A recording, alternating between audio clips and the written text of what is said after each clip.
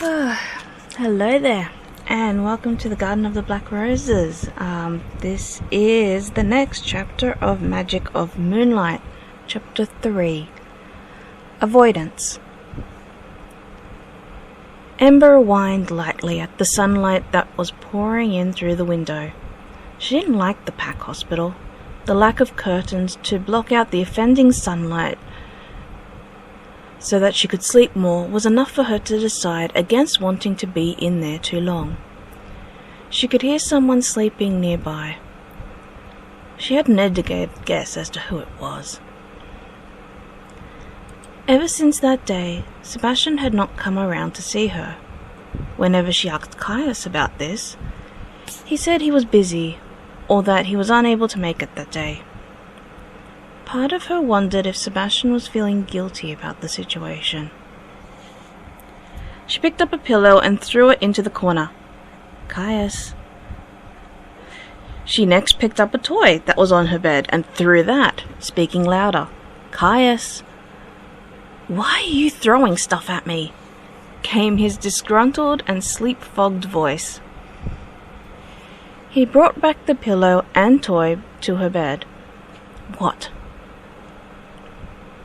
I don't care how you do it, she said, her face pulled into an adorable frown. But bring Sebastian here. I don't care if you have to knock him out and drag him here so he wakes up in this room. I want you to bring him here. Ember. Caius sighed. He knew this was going to be hard. Sebastian frequently declined to come with him when he visited. I'll mind link Violet and ask her to get Rita to nudge him to come and visit, she pouted, and then frowned. If he's not going to come when you ask, I'll just get more wolves to help me until he does. Caius sighed again. Let me try one more time before you do that. He just caught sight of the small smirk before his mind link became active. She's asking for you, Caius called, startling Sebastian enough to get punched in the face during the sparring match he was having with the pack's head trainer. Tell her I'm busy or something. Sebastian raised a hand to the trainer to pause their match so he could focus on Caius. I was in the middle of a spar and got clocked in the head, so thank you. No can do, man. Caius chirped back, unable to hide the amusement in his voice. She's threatening to get her friends involved in getting you here. You can't avoid her forever. Sebastian let out a sigh. He knew just how stubborn Ember could be. Did she say why she wanted me to visit? You know my sister. Caius let out his own sigh. She probably already knows you're beating yourself up over her getting hurt. She's probably already ready to slap you around a bit until it sinks into your skull. But it is my fault. I didn't listen to her when she asked me to stop. He ran a hand through his hair. Fine. I'll come sometime tonight after dinner with my parents. Surprise or tell her? Tell her.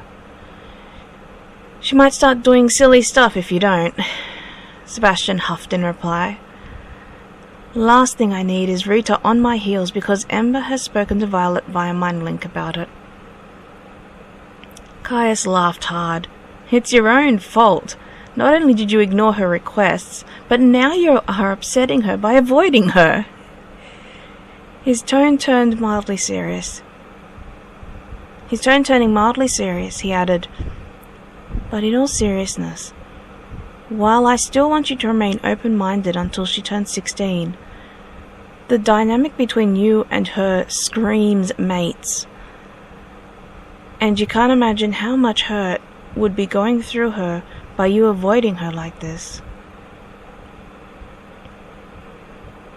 I have the longing as well, Caius. Sebastian replied with a sigh. I'm finding it harder and harder to be away from her. I talked to Mum about it, and she believes it's because the bond between Ember and I is growing without her wolf. She still believes we are mates. Sebastian paused. I don't think I told you. She said I used to cling to your mum when she was pregnant with Ember, and then would stay near Ember's crib and tell them if something was wrong, well before she started crying. I don't remember that, Caius said, mildly in awe. I do remember you being able to stop her from crying whenever something happened. All you had to do was hug her, and she would start smiling again. Actually, just like your jacket. She still has it with her, by the way. He could feel something pulling at his shirt. I have to go. Make sure you visit her, okay? Sure thing, Sebastian replied before cutting off the mind link. Caius refocused back onto Ember's expectant face. What did he say? She asked curiously. She had one hand gripping his sleeve and the other gripping Sebastian's jacket that laid over her like a blanket. He'll come sometime tonight after dinner, Caius replied. He gently removed her hand from his sleeve and tucked it under the blanket. He was sparring when I contacted him. Oh. Ember looked down and fiddled with the collar of the jacket. He's feeling guilty, isn't he? He nodded. She frowned slightly. I had a feeling he might be. No? Caius was starting to get very interested with the dynamic between Sebastian and her. He had never seen anything like this between a fully developed wolf and an underage wolf. I have this ache here. She indicated to the center of her chest. It's like I know he's eating away at himself with guilt. Caius went back to his chair and flopped onto it. Well, you can smack some sense into him when he comes by tonight. They both giggled at this before Ember snuggled down to get a bit more sleep, this time pulling the jacket over her head to block out the offending light.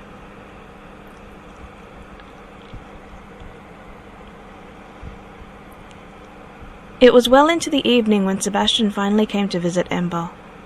He had been trying to put it off as much as possible, but in the end he knew he had to go. The feeling in him was too great for him not to see her. Poking his head into the hospital room, he looked around curiously. Caius was dozing in a chair near the door. Ember had the jacket he left with her over her head, so he couldn't tell if she was awake or asleep. Violet was the only one awake in the room. She was gently arranging some flowers on the bedside table. How is she?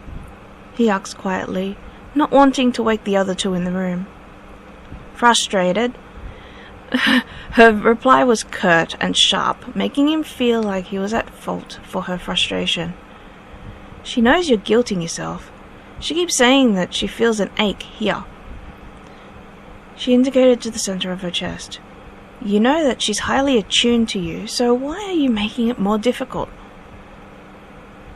I'm not intentionally making it more difficult, he replied, exasperated.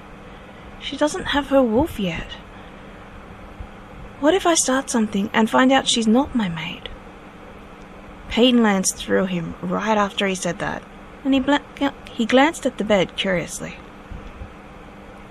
You had no problem giving her hugs before when she asked you not to, Violet replied softly. You also dote on her like there's no tomorrow. You're sending her mixed messages if your intention is to keep your distance until she has her wolf. Do you know what she's feeling with how I've been acting? He asked, concerned and conflicted. He wanted Ember to always be by his side, but he also didn't want to string her along. She hasn't said much. Her eyes seemed to hold additional information.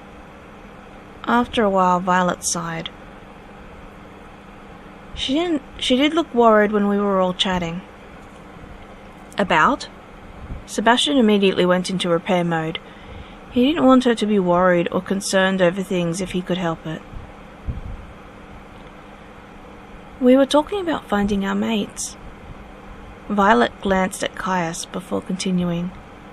It's becoming a thing amongst she-wolves our age to lose our virginity to a wolf who is already 16 or older. Lose it to someone we love before becoming blind by the mate bond. Is that what you she-wolves think the mate bond is? He asked incredulously. Why do you think the mate bond will blind you? It's supposed to be a beautiful thing that the moon goddess has granted you. Look at it from our perspective. Her tone was patient, which was grating on his nerves. You love someone your whole life, but then your mate appears. All those feelings become void because the mate bond tells you should love someone else. Sebastian nodded and looked once again at the jacket-covered bed. I understand where you're coming from, he replied reluctantly. It was a hard thought to grasp, that his future mate would be deeply in love with someone else before seeing him. So, Ember is worried about this? She didn't say she was. Violet paused before taking a deep breath. But she looked like she was while we were talking about it. She's probably feeling it more now than Rita, Toby and I. She's probably feeling it more now that Rita, Toby and I have found our mates since we are of age. She isn't yet. Have you found your mate, Violet? A sleepy voice floated over to them from the corner of the room. Why hasn't Dad been introduced to him yet? He's going to be our future beater after all. He doesn't know yet, she mumbled, leaving the two wolves stunned. I'm afraid of leaving Ember all alone. Just trust me, please. I know what I'm doing. She heard a faint huff from under the jacket. I'll reveal myself to him when the time is right. She sighed and was reminded of what Ember had said to her. I'm not happy you're making my brother wait, V. I know you'll make an amazing mate for him. She waved her hands in the air as if to dismiss the awkwardness. Just leave it with me. You know when the time is right.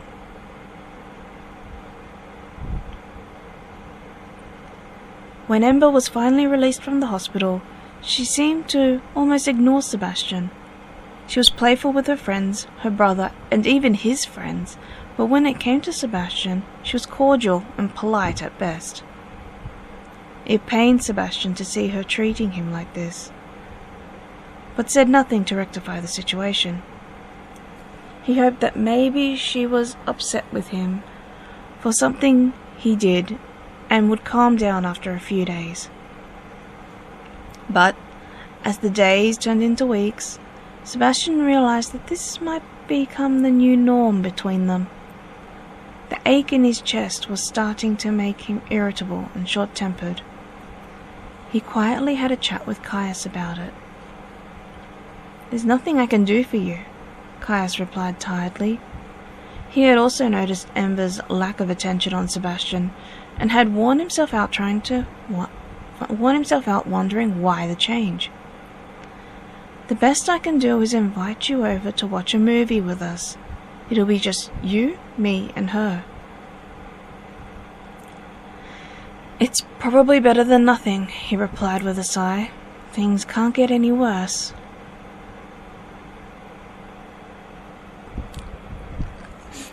And that's it for this chapter. Partway through that recording, you probably heard my phone ping.